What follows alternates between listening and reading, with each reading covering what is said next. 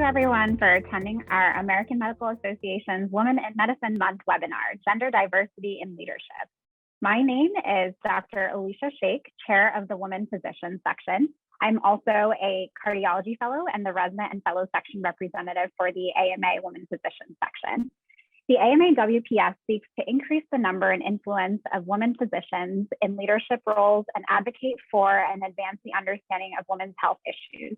All AMA women members are members of the section, and we invite all allies who share our goals to opt in.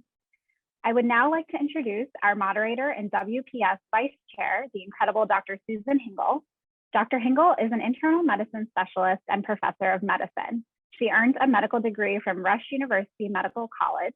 She also completed an internal medicine residency at Georgetown University and the Executive Leadership in Academic Medicine program.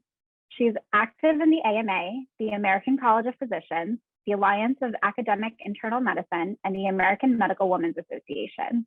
She serves on the AMA WPS Governing Council and the AMWA Board of Directors.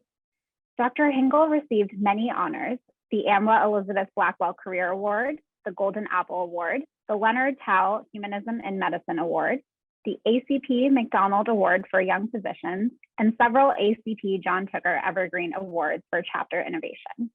Dr. Hingle strongly believes that we must focus on equity and inclusion broadly if we are going to be able to reach our full potential as individuals, organizations, and a profession. Welcome, Dr. Hingle. Thank you, Dr. Sheikh. I am so excited to be here. This is going to be a phenomenal panel. And as the moderator, I get the honor of introducing our esteemed presenters, and I am going to go alphabetically. I will start with Dr. Sandra Adamson Freihofer. She is the chair of the AMA's Board of Trustees. She is a board certified physician of internal medicine, something we have in common. She was elected to the AMA Board of Trustees in 2018 and became chair in 2020. She's been active in the AMA for almost 2 decades.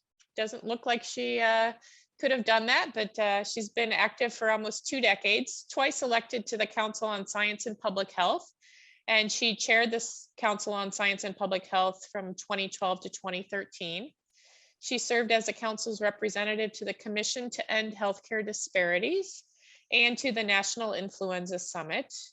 She's been really busy lately. She has served as the AMA's liaison to the CDC's Advisory Council on Immunization Practices, including work on groups for COVID-19, influenza, zoster, HPV, cholera, pneumococcal, and Tdap vaccines, and the adult schedules. She is an adjunct clinical associate professor at the Emory School of Medicine and maintains a full-time general internal medicine practice in Atlanta. And our second esteemed presenter is Dr. Ifeth Abasi Hoskins, who is the president of the American College of Obstetrics and Gynecologists. Ifeth, I don't think I told you, my father was an OBGYN, and so I have a fondness for your specialty. Dr. Hoskins is a clinical professor and director of patient safety in the Department of OBGYN at New York University School of Medicine. She's a maternal fetal medicine specialist. She served for 29 years in the US Navy and Marine Corps, achieving the rank of captain and colonel. Extremely impressive. I think you all will find just some very impressive women here with you today. She has held many leadership positions within the Navy and Marine Corps and received several awards for her military leadership. So thank you so much, Dr. Hoskins. She's also held several leadership positions at Bellevue Hospital, which is the flagship teaching hospital of the largest public health system in the United States. Again, thank you so much for that service as well, and has served as the executive director of the Women's Health Institute in Memorial Health Hospital in Savannah, Georgia. She served as member and secretary in the Department of Human Resources. As an ACOG fellow, Dr. Hoskins has held various leadership positions at the national level, including on the board of directors, committees, and task forces, and again now is president of the American College of Obstetrics and Gynecology. And last but certainly not least is our third panelist, Dr. Darylyn Moyer, who is the Executive Vice President and Chief Executive Officer of the American College of Physicians. She serves on the Board of Directors for the Council of Medical Subspecialty Societies and is the immediate past president. She also serves as the immediate past chair of the Board of Directors for the Primary Care Collaborative. She is a member of Women of Impact, and she is the 2020 recipient of the American Medical Women's Association Elizabeth Blackwell Award. She also has received the Lewis Katz School of Medicine at Temple University Alumni Achievement Award. So Dr. Moyer is a professor of medicine, executive vice chair. Oh, some of the other roles that she had held at Temple prior to coming to ACP was executive vice chair for education in the Department of Medicine, internal medicine residency program director, assistant dean for graduate medical education. She intentionally keeps track of all of her former trainees, which is really, really impressive and incredibly impactful, something that I admire about Dr. Moyer. She's previously served as a chief resident at Temple as well. And so I cannot honestly think of a better panel to talk with us during Women in Medicine Month with our theme of leading with purpose than these three accomplished, truly inspirational leaders. And it is with great pleasure that I welcome you all, Dr. Fryhofer, Dr. Hoskins, and Dr. Moyer. So with that, we will jump into the discussion. You each, just as a reminder, will have about 2 minutes per question.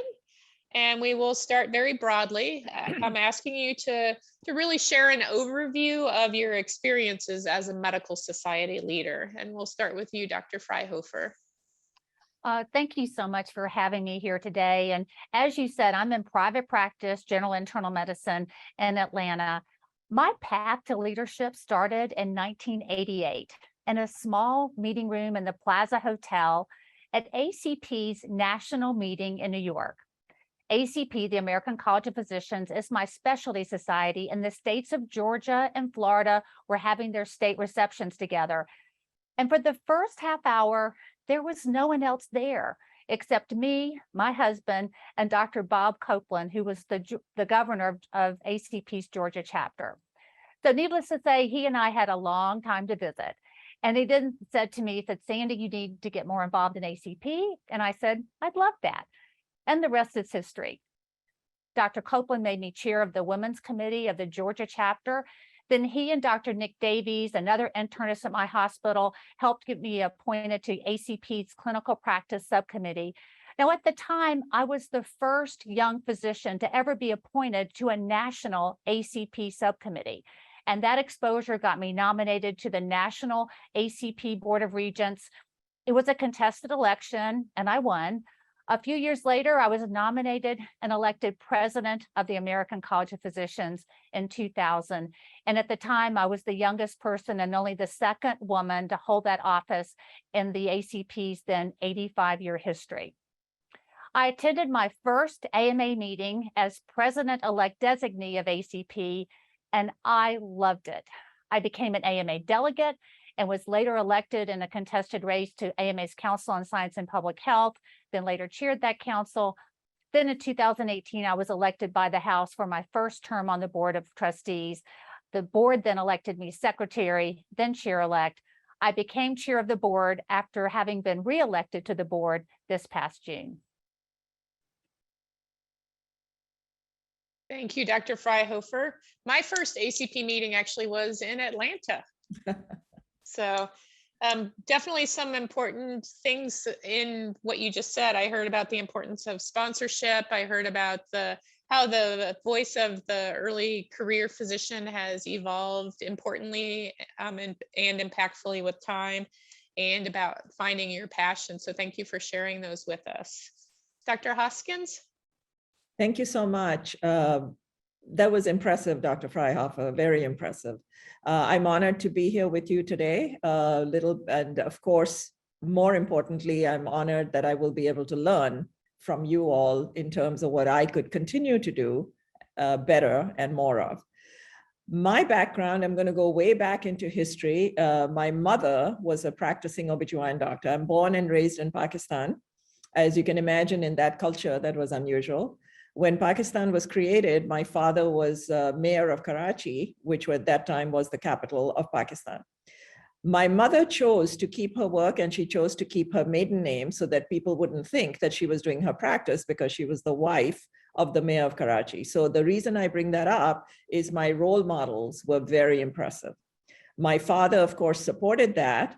And again, you can imagine at that time, Pakistan is now like 75 years old or something like that. I also had the opportunity to finish my high school in Nigeria, because my father was then ambassador to Nigeria from Pakistan. And again, I saw many women leaders there who were surrounded by many men leaders, but they held their own. I had these kinds of role models throughout my childhood. And to me, it was just a given that I would do my best and I would try to rise to the very top, just like the people around me. So I don't think I ever started off by thinking I am going to be doing 1, 2, or 3 in the realm of saying that I'm going to rise to this position or that position. What I did do, very similar to what Dr. Freihofer said, there were people along the way who gave nuggets of advice. So when I started, I immigrated to the United States. And when I came here, I had a 3-year-old son, and I was pregnant with my second child.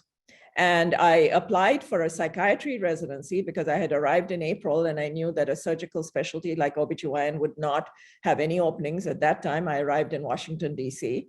And subsequent to that, when I was accepted in the psychiatry residency, I learned about mental health, which as an off topic is my presidential initiative for this year.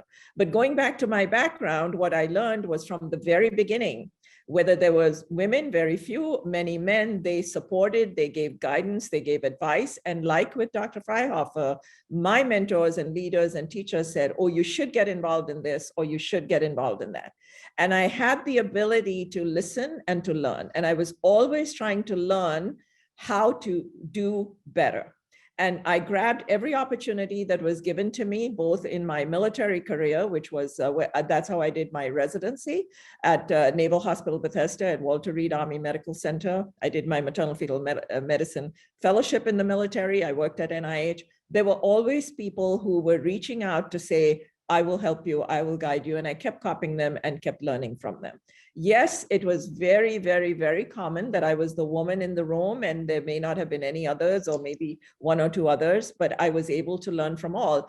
And honestly, the majority of the time, not always, but the majority of the time, people looked on me not as a girl, not as a woman, but as somebody who had potential. And I was very grateful for that.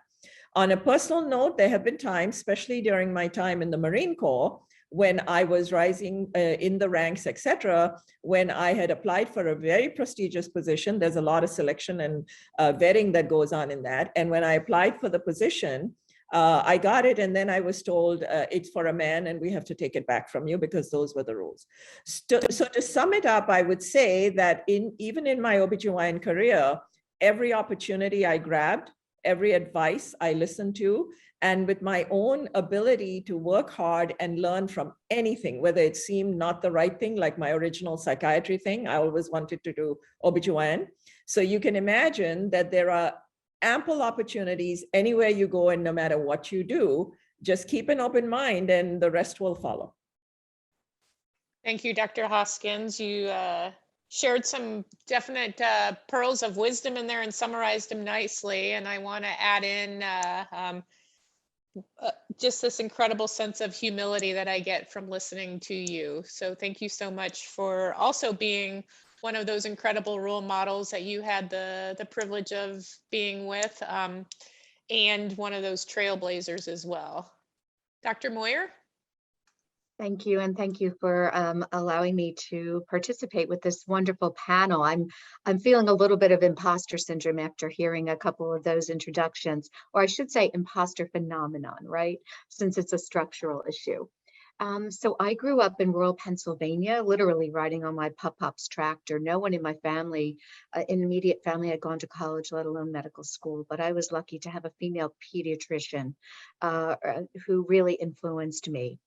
And as I think about my path to leadership in the ACP, it wasn't the first society that I was really engaged with as a medical educator and a clinician caring for people living with HIV. I spent a lot of time being involved in the Alliance for Academic Internal Medicine and the Program Director Network. But I always was lucky enough to have a hand in one of the ACP pre-courses, which I taught in every year from the late 90s until around 2010 or 2011. And I want to say one thing, and that is, don't be afraid to ask people their story. How did they do it? How did they get to where they are? And when people tap you and nudge you, think seriously about it. I got a nudge in the mid 2000s to become more involved with the Pennsylvania ACP Council from Dr. Charles Cutler, Chuck Cutler, who many here know very, very well. He was the current governor of the ACP Pennsylvania Southeastern chapter. And he said, I really like you to be more engaged. We need more medical education folks. We need you to be bringing young folks to these meetings. Would you consider it? And I got very engaged with the council, became a member of the council. And then I got the nudge in 2008, would I consider putting my hat in the ring to run for governor of the Southeastern Pennsylvania election. So talked to a few people and decided to go for it. And honestly, I was totally shocked when I won the election. I absolutely did not think that I would win the election. So I was a governor for the ACP from 2010 and to 2014. And I was elected as the chair of the Board of Governors. So I did that. At that time, I was a member of the Board of Regents, which is like the Board of Trustees for the ACP, and chaired the Health and Public Policy Committee. And in 2015, then CEO Dr. Steve Weinberger announced that he would be retiring from the position in 2016. And once again, I was shocked because I had a few people nudging me to put my hat into the ring for that. And I made a late decision to do that. The previous people in this role did not look like me. They did not talk like me. And here I am. I'm now in my 7th year as the EVP CEO of ACP, an organization that has many of the same core values that I have as my individual core values. And I think my pieces of advice are, you're going to fail. When you fail forward. And as you walk along your path, you're going to have people that are going to be still walking ahead of you, people that you're going to be walking with, but you're also going to be clearing that path for others to follow you. Don't be afraid to ask people to tell you their stories. Don't be afraid if you need a sponsor for something to talk to people. And I think that women in leadership, and I am one of the 4 women physician leaders of 50 major medical societies.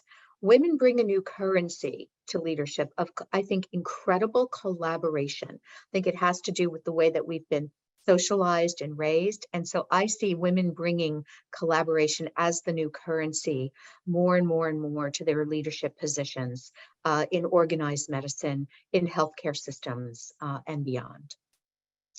Thank you, Dr. Moyer. And it has been such a privilege to see you rise to the occasion and to see the changes that you have made within the profession of medicine broadly, not only in internal medicine. Well, thank you, and right back to you, Dr. Hinkle. So failure, I always like this acronym, first attempt in learning. And I think the other piece that resonated with me as you were talking was the importance of really believing what others see in you, really taking that step back and trying to understand what truth lies in that. And then also the importance of doing that for others as well. So thank you all. The second topic question really is fairly similar, but a little bit different. It's really focusing on experiences. So I'm going to ask you to comment on what experiences contributed to your pathway to leadership specifically. So we'll start with you, Dr. Hoskins. Thank you so much. I think that the one thing I would say, and I'm sure many, many, many would agree, it's not a straight line. The pathway to leadership is not a straight line. And I know it's a cliche, but sometimes the wrong turn gets you to the right spot. And I want to highlight that a little bit because there were many, many times for me on a personal level, being a mother of 2 children. My husband, now retired, was a GYN oncologist in the leadership at Sloan Kettering. Of course, I was an immigrant who came in here. I was trained in the British system. I had to learn the American system along the way. And every one of those opportunities as a mother, as a wife, both of us working, our children jokingly saying they tried to raise themselves, things like that. But there was always opportunities. And the pathway to leadership was sometimes direct in front of me. Sometimes it was parallel alongside other areas where I was training and serving, et cetera. So what I would say in terms of my experiences is that I was always looking to learn. I wanted to grab something all the time from the ones who were around me, who supported me. If there's one thing I can say, I would say 99.9% of my life was the result of support, my academic life, my professional life. People supported me. And as you heard from Dr. Meyer, from Dr. Freihofer, people believed in me. And as much as I sometimes doubted that, I wanted to make them proud. So I think it was to grab every opportunity, to try to learn from every opportunity, try not to say no because it wasn't in your stated list of things that you thought might lead you from A to B to onwards. And I really believe that rather than list all the things that I did, which are equivalent to what others on this webinar have done, I believe that it was keeping an open mind, an open heart, and the ethic of hard work and learning, knowing that someone out there wanted me to succeed. Someone out there had thought, I can do this and I would be good at it. There were lots of ideas. You know, we need a woman's currency. You heard that. We need your perspective. I was an immigrant. I was a mother. I had trained in a totally different system. But I think that if there was one thing, I accepted their belief and the sort of the challenge of their belief, wanting to learn every step of the way. Fail forward. I had to learn. I was forced to learn from the mistakes, from the negatives. And of course, at that time, I love to wallow in self-pity. That's my hobby. But you know, there were enough people who pulled me up and said, okay, let's get on with it. So I really want to say, learn, and believe in yourself like all the people around you believe in you. Thank you, Dr. Hoskins. And I also heard in there something that I think comes up a lot in these leadership interviews. You know, in medicine, we often we're programmed to be intentional about what is the next step, what are your 5-year goals, what's your 10-year plan. But most leaders get to where they are by taking detours, taking that road often less taken. And so I want people who are listening to recognize that there is definite benefit in planning, but there's also really great opportunity in letting yourself deviate from that plan. So thank you so much. And I also heard that your children said that they had to raise themselves. I think that's pretty common that women often will feel guilty about that. And when you're in the early part of your time with your children, it's understandable. However, I bet you have some incredible children who are wildly fulfilled and also providing inspiration to others. So we can't forget about the positive impacts as well. So thank you for sharing that. Dr. Moyer? Well, Dr. Hoskins said so much of what my story has been as well. And in terms of feeling like you're going to mess up your kids when you aren't spending all that time with them. You know, I've been listening and reading to a lot of the things about resiliency in young adults and having strong women role models, watching mom go off to work and make contributions every day makes your kids incredibly resilient when they become adults. So hold on to that thought. You know, some people say that, what is it? That serendipity is when opportunity meets preparation. And so many women I hear say, oh, I was so lucky. I was given this opportunity. And I'm going to say that, you have to go for things. It's well known, the confidence code. If you read that book, there's a lot of literature that says men will strive for new positions when they're 50 or 60% ready for them. Women wait until they're well over 100% ready for something. So I think it's really important on these leadership journeys to not take yourself out of the running because you think you're, quote, not qualified. Have conversations both with yourself, both with your mentors. And I really want to make sure that people have mentors that are internal within their close circle in their professional life, their broader circle in their professional life, and hopefully out of your institution and the people that you normally see every day, because that can give you a very different reflection and sounding board. And then have a group of folks that you can talk to who aren't in healthcare at all. And I have some really great, I call them my sisters from another mother, and brothers from another mother that I have in that circle to help me to see those perspectives. As you go on this journey of leadership, I also think it's really important to be able to call out inequity, to be able to step up and speak up, not just for yourself, but for those around you who may not be getting the appropriate credit for making a contribution at a meeting or in a scholarly activity, to make sure that, and you're going to hear this is particularly with women and people of color, I call it the ether of ambiguity comments. Oh, well, I just don't think that person's the right fit, or I just can't put my finger on it. I, during this journey, have learned to speak more strongly, more directly, rather than sort of doing what women were always socialized to make nice and to find that common middle ground. And that's really important. But at the same time, to make statements such as, I strongly recommend that we do X, Y, and Z. And so I've really learned to help to try to find my own leadership voice and try to help others to find their leadership voices in this pathway along the leadership continuum. And I completely agree. It is not a straight ladder. I very much felt like I was on a jungle gym going back and forth. I never believed that I would be anything other than a division chief of a large infectious diseases division doing significant clinical and research work. And I ended up as a medical educator and a clinician, and I ultimately ended up in this position. And the last thing I want to say is, don't discount things because you don't think they're in your wheelhouse. When I got nudged about considering the job at ACP, I didn't think it was in my wheelhouse.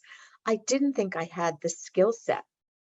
But when I really reflected on it, I realized that I was an internal medicine physician. I was a parent in a 2 working parent family raising very busy kids. I had leadership positions elsewhere.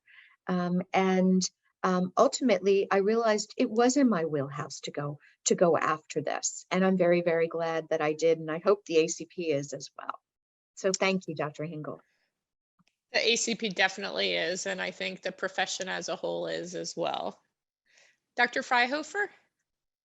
Well, let me begin by saying how proud I am of all of you exceptional women physicians on this call, and all of you have been so inspirational to me. But my own personal pathway, going way back, I think mentors have been so important, and certainly for me, they were transformative. Because without Dr. Copeland's taking me under his wing at that reception in New York, that might have well been the end of the story, and my end of my story in organized medicine, who knows? And without his and Dr. Davies advocating to get me on that national subcommittee and then get me nominated to run for the Board of Regents for ACP, I would have never been on ACP's Board of Regents or had the opportunity to be ACP president. And without that, I probably would not have become an ACP delegate to the AMA and wouldn't be here today as chair of the AMA Board of Trustees. But I have to say, I've really enjoyed the journey. And I think, Dr. Hingle, what you mentioned about, the detours and just enjoying the moment is so important. I've also had tremendous mentors in the AMA. Bill Golden, who chairs our ACP delegation to the AMA, Chuck Cutler, who was my campaign manager, also a member of our ACP delegation. Yes, you heard Dr. Moyer mention him.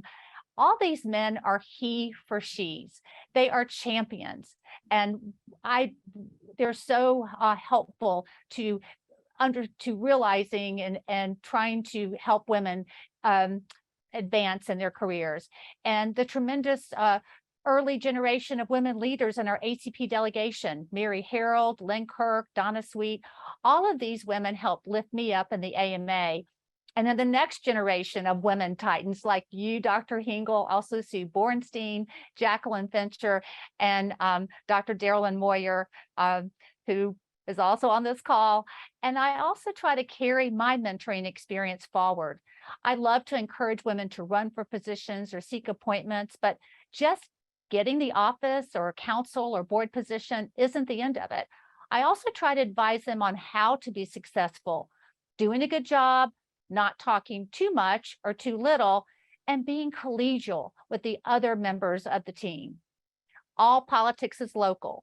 And at the end of the day, you want to do the right thing and you need to enjoy what you're doing, but you also want people to like working with you. And I think that's really important for advancing in leadership. Thank you all. Just wanted to do a little time check. We have about 10 minutes actually left before we have an open Q&A with the audience. So I'm going to combine our last two topics together. They are interrelated. So I would like for you to start, Dr. Moyer, talking about some, what do you think are some effective strategies that can help women achieve leadership roles despite all of the disparities that exist? And what can national medical societies, how can national medical societies really help to address some of those disparities and promote gender equity? Thank you for that question. So I think about this the same way I think about things in my clinical life. We are evidence-based, data-driven, and want the best outcomes. So we need the data. We need to examine the data. What is going on with our elected representatives? What's going on with our staff in our organization? We know there is more and more data that demonstrates that, congruity between patients and the practitioners that are caring for them may lead to better outcomes. There are at least some strong signals there. So I think it's really important that we understand that we need to know the data and we need to take a look at the structure of our organizations. Is it optimizing getting to a just, equitable, diverse, inclusive, and accessible place? And that really it's a very comprehensive, very arduous process to do that. And I want to thank you, Dr. Hingle, because you really helped to get us on this journey during the time that Dr. Hingle was the BOR chair for ACP.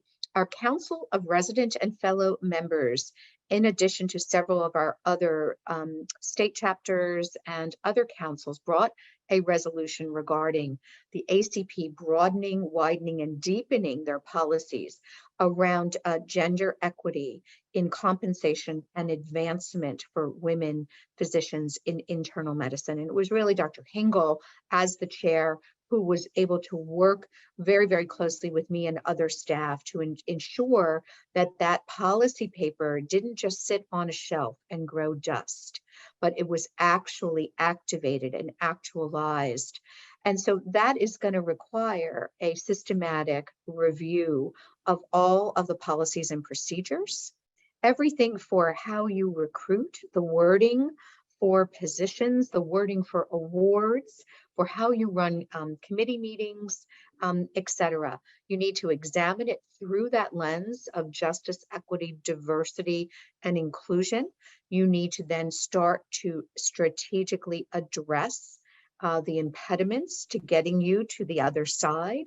And then you need to sort of do that PDSA cycle and do it again, and continue to modify and adapt. Your policies, your foundational structures are key here. You have to engineer it into the system and be very deliberative about these activities. I'll give you one example. We went through a whole rewording for our masterships and awards selection criteria to take out any biased language.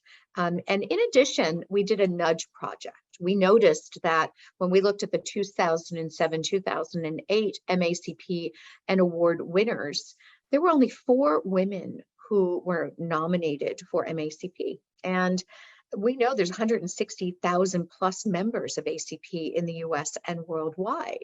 Why was that? It was because people weren't deliberately making sure to review all the people that potentially could receive this. And when we did this nudge project for our chapter leaders, et cetera, 10 years later, those 4 women, by the way, all who got MACP in 2007, whereas usually only about 30% of the people who are nominated get it. We went and saw that, that the number of women that were getting nominated for MACP went up astronomically because of this deliberate practice of peeking around the corners and saying, who are we missing? Thank you. Thank you. So data knowing is really, really important. So is policy and structure. And then I heard deliberate practice as well. Dr. Freihofer, things you'd like to add related to some strategies and what national organizations might be able to do to help? Well, I began my medical practice in the mid-'80s, and that was a time of significant disparities. And when I started at my hospital, Piedmont Hospital, there were very few women physicians. This was an elite old Atlanta hospital, and it was dominated by old white male physicians. And when I got introduced or spoke at grand rounds or in other solemn contexts, there were usually comments about my appearance, all positive. And I'm sure these gentlemen meant well, but they didn't talk like that when they introduced each other as giants in medicine. In terms of strategies that can help put women in leadership roles, first, we have to help them. We have to help them be able to be present, to show up. Employers need to be flexible and let women have time off to pursue leadership options. And you need more than 5 days once a year for one conference. Women leaders need to encourage other women to run for office and to seek appointments. We need to campaign for them, show them how to succeed, and help them get elected or appointed. We also need to amplify their voice. And this has been mentioned earlier. Too often I'm in meetings when a woman will make a really excellent point, only to have a man, and it's almost always a man, later on make the same point and get a bigger reaction. We can't let that happen. Sandy, we call that bropropriation sometimes. Right. And seeing women in major leadership roles in organized medicine conditions everyone observing and interacting with them to see women as equals. This promotes gender equity. And this goes back to the story I told about the older male doctors at my hospital in the mid-'80s commenting on my appearance and not my intellect or my work. You see, they weren't conditioned to see women as leaders in medicine. At that point, all the prior ACP presidents looked like them, older white males. They had to be taught. They needed to be shown how women can successfully lead in medicine. And now in ACP and AMA, we've had many women leaders in governance and now in management. Dr. Moyer, I'm so proud of you as our American College of Physicians EVP CEO. The American College of Surgeons also has Patricia Turner as its executive director. The more Darylins and Patricias we have, the better for gender equality and equity in medicine. Totally agree, Dr. Freihofer. Use your voice, use your power, and we definitely are stronger together. Dr. Hoskins, would love to hear what you'd like to add here. Thank you so much. Clearly, a lot of excellent comments. My version is one size doesn't fit all. There are many, many different ways, many different opportunities. Think of my organization, the American College of Obstetricians Gynecologists. The majority have been men in the leadership. And now our practice, our community is over 50%. I think it's 52, 54% are women. And we are the up and rising, gender that's coming in. Our patients are talking, our colleagues are saying it. But I would say that in my generation, it was often I was the only one in the room as a female, or I was one of 2 or 3. It was a small number. And my approach had always been, and this is what I would suggest, do the same thing they're doing and learn from them, but do it in the way that a woman would do it, collegially, collaboratively, use the intellect, etc. Basically, I believe that when you are trying to grow in your leadership world, in your leadership career, know yourself, learn what are your talents, your likes, your dislikes, your desires, and know your organization. I toggled between the military. Imagine the Navy and the Marine Corps, both active duty and reserves, and I toggled as an immigrant into psychiatry and OBGYN. I had to learn the organization and learn my areas, my talents, and develop accordingly. And I'm a major talker, as you can see. I even asked for a cue before this webinar started because I could just go on and on and on. And I talked a lot with myself. I really did. Self. If so-and-so believes in me, who am I to disagree? Self. I don't like what so-and-so is doing. I'm not going to do it his way or that way. So there was a lot of coaching internally, mentoring internally, with a lot of copying. But the thing that served me the best, there are ample opportunities. There are ample opportunities. Grab them all, take them, whether you thought it was good or not, and you will shine because your passion is there, your talent is there, your intellect is there. Copy them. Do it the same they're doing and differently, because you are bringing a talent that is from a woman's perspective, a mother, a friend, a sister, a colleague, a mentor, a mentee, whatever it is. But my statement would be, learn from the negative examples. Many, many, many exist in the field of medicine. Hierarchy, masculinity, gender. Many examples exist in military. Think of the Marine Corps, think of the Navy. I was able to rise in the Marine Reserves. There were glitches, there were tears, there were sadnesses, but there were so many positives. And I talked with myself all the time and tried to focus on those.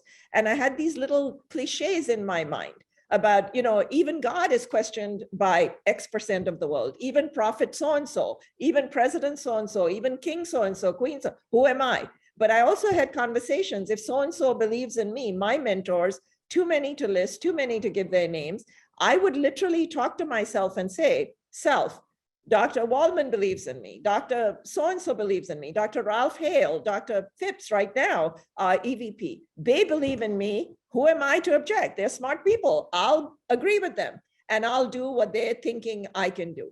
Copy them, learn from them, try to do it better, grab every opportunity possible, learn from negative examples and accept your pathway, your style will be your unique model. Nobody else will have done it like you, and nobody else can do it like you. You are one of you, and you will get there because A, you want to lead, B, you got an open mind, you've got the talent, you've got the passion, you've got the intellect. And the amount of enormous support, just grab it, be a sponge, take it in. So that would be my advice. It's not one pathway, it's not one size fits all. Look at the negatives, look at the positives, and keep moving forward. Thank you. Dr. Hingle, if I can just add one thing, that Dr. Freihofer gave the example of an appropriation of a woman's comment. I think it's really important that we role model and pull people aside and give them practical advice. So I learned how to deal with that by watching another woman handle a situation where woman had get strategic planning session, great comment, great idea, groundbreaking. The male colleague next to her basically paraphrased exactly what she had just said and took it for his own and was given the credit. And I watched as a very masterful person said, well, I think it's very, very interesting, the concept that Dr. X the female, brought to the table and that Dr. Y, the male, built on. Let's talk a little bit more about this concept that Dr. X brought to us to make it very, very clear where the origin of the idea was. And that's just a simple practical thing you can do. And I think we need to be able to give people critical feedback and also be able to accept critical feedback. Yep. Yeah. Dr. Lynn Jeffers had typed into the Q&A that what you all have been describing is something that was noted to happen in the Obama administration, where the women joined together and strategically did this and really changed the culture and their abilities to succeed. So now is the time for the Q&A. People can type your questions into the Q&A. We do not have the chat feature activated, so please use the Q&A. We do have one question that I'm going to get to in a minute, but I wanted to just follow up on what Dr. Hoskins had said about really finding your own pathway and using your own talents and skills, because we're all unique individuals that bring something different to the table. I had a conversation with my department chair when I was chief resident, and he, many of you may know of him. He's passed away now, John Eisenberg, and he was really just this luminary, and he's someone who could control a room, and he had just this incredible charisma about him. And I wanted to be like that, and I'm not like that. And when we had a conversation, he looked at me genuinely surprised that I was saying that I wanted to be like that. And he said, "Why would you want to be like that? That's not who you are." He said, "Sue, you are someone who is visionary, who can see the potential in things and can really look at the long game. And it's not about charisma and lighting up the room. It's really about having this vision." And again, he saw something in me that I didn't see in myself. And he helped me to really know that I needed to be myself, that I didn't need to be like someone else. So I think that that's something that we can all do for each other. You know, I just listened to a great podcast. I'm a little bit behind. This was 2018. Basically, it's Harvard's Women at Work, Harvard Business Review's Women at Work. And it was talking about bringing your authentic self to work. It's too much work to try to be someone or something you are not. You kind of combine that authenticity with executive skills, and you're going to do fabulously. Right.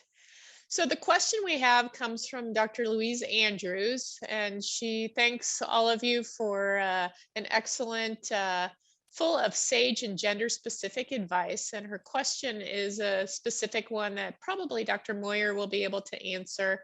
Who are the other EVP CEO equivalents in the national medical organizations? Well, first, let me tell you that of the almost 50 professional societies that represent physicians in the Council of Medical Specialty Societies and in AMA, only 4 are led by women physicians. So in addition to me, Dr. Maureen Phipps, who is the CEO of ACOG, who I actually spoke with a couple of hours ago. And then I spoke with another one, Dr. Helen Burston, who is the CEO of the Council of Medical Specialty Societies, and Dr. Patricia Turner. And so those are the 4 women. There are 5 or 6 male physicians, but the majority of medical specialty societies, physician societies, are not led by physicians anymore. They're led by people with MBAs and masters in healthcare administration. They obviously work in sync with chief medical officers. But as you can see, I have Patricia and Maureen and Helen on speed dial. We talk to each other a lot and give each other a lot of support, because it can be very lonely to be in these positions to begin with, and particularly if you're a woman and you're significantly outnumbered. I'm happy to say that actually our 8 new board members on our Board of Regents for ACP this year, I shared this with Dr. Hingle at dinner the other night, are all women. And actually, women are about 2/3 of our board. We have incredible diversity on our board of 24. In fact, we only have 2 white men actually on our board of 24. And we want to be much more reflective of what's happening. And what's really interesting is that OBGYN, has a mostly women practitioners now. And it's so glad that finally in 2019, they have a CEO as well, who's a woman. Thank you. The next question is a big pivot and really starts to hit on the importance of us recognizing our intersectional identities. And this one's for you, Dr. Hoskins. Dr. Al-Abedin, I'm sorry, I think I mispronounced that, Al-Abedin.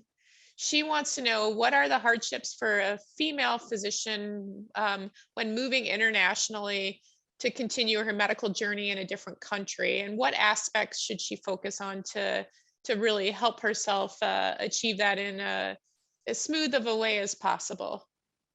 Well, first of all, kudos to want to do it, kudos to try to do it, because that's a lot of energy and effort. Keep an open mind. Keep your culture, keep your beliefs. I did. I'm a Muslim woman from Pakistan. My husband is a Christian from Tennessee. We've raised 2 children. Both our children wrote their pre-college essays on the intersectionality of culture and religion in New York City. And we intentionally chose New York City, saying, our children would be more integrated because New York City is the way it is. And I think that keep some of your culture, keep your training that you got elsewhere, because sometimes it will serve you better. Remember, it's your foundation. That's how you learned. In terms of accessing resources, grab them all. And then you'll decide what you want to share and what you don't want to share. And but again, when in Rome, you have to follow whatever guidelines are here, whatever subject you choose. But I think that there is, especially in this generation now, and mine was many, many years ago, I had a lot more explaining to do, and I probably did hide and cover certain things then. It's a long time ago. But I realized that it took a lot of effort and energy, just like you're hearing tonight. Today. It's very difficult to be something you're not. That's why I keep saying, know yourself first. Know what you are, what you want. Even if you're learning little bits, try to bring that out to the forefront of yourself. And then keep yourself, keep your culture, keep your beliefs, keep your training, keep your family, keep whatever matters to you, and layer on top, like the layers on the cake, everything else that needs to be done for you to succeed in the world you're in. So really, anybody coming in internationally, whatever, you are very lucky because you're bringing a secondary approach, and you're very lucky that you can teach and share that approach. And there are people who have taught me, but I have had the honor of teaching others how to look at patient care, how to look at leadership from a different point of view. Many times those things aren't adopted, but they're acknowledged. They are realized. Their conversations are, I hear you, I see it, it won't suit me, that's fine. It's there, the knowledge is out there. So I would just say, don't lose yourself, enhance what you bring to the table, and then in kudos, copy what the community you're living in and what specialty you want to be working in. Because your patient, your colleague, your community member will get the maximum benefit of all of you, every aspect of you. Thank you. Thank you. We are, there's one more question that I think we don't unfortunately have time for. I will ask our amazing staff to see if they can get contact information so we can follow up electronically with Dr. Kudasi. I am going to give you the last word, Dr. Fryhofer. Any final thoughts before we turn things back over to Dr. Sheikh? Well, it has been such an honor to be part of this panel today. And I also want to take a moment to elevate Dr. Sheikh. So proud of her contributions in medicine. I've known her for several years and just have really enjoyed watching her journey. And so my closing thoughts would be, you have to show up, you have to put yourself out there. You have to embrace the opportunities you're given. You have to be prepared and do a good job with whatever you're assigned every time. And you have to grab that brass ring when it comes by, even if it's not the most convenient or optimal time in your life, because it often never comes around again. We had small children when I got on the ACP Board of Regents, but my husband was supportive and we carried those little babies with us to Philadelphia every 3 months for board meetings. And if I had passed on that opportunity, I wouldn't be sitting here as chair of the AMA Board of Trustees. Thank you so much. And Dr. Shake, the floor is yours again. It's really hard to follow that. Wow. Thank you all so much for participating in this incredible panel. I took notes. I've learned so much from this conversation, and it's been so incredible to hear about all of your personal experiences and journeys. I think some of the biggest takeaways that I got is how important it is for us as women to be able to lift each other up. And I'm so lucky to be able to call several of you my mentors throughout this journey as well. And just remember to, keep yourself as a focus throughout this entire process and as a leader, and learn from others, but make it your own. And just remind yourself that you can do it, and use your mentors. And also second Dr. Moyer's comment about the Harvard Business Review Women at Work podcast. I love that podcast, and I've learned so much from that as well. Just in conclusion, on behalf of the Women Physician section, thank you so much, Drs. Fryhoff, Hoskins, and Moyer, and our moderator, incredible moderator, Dr. Hingle, for this incredibly informative discussion on ways to promote gender equity and leadership.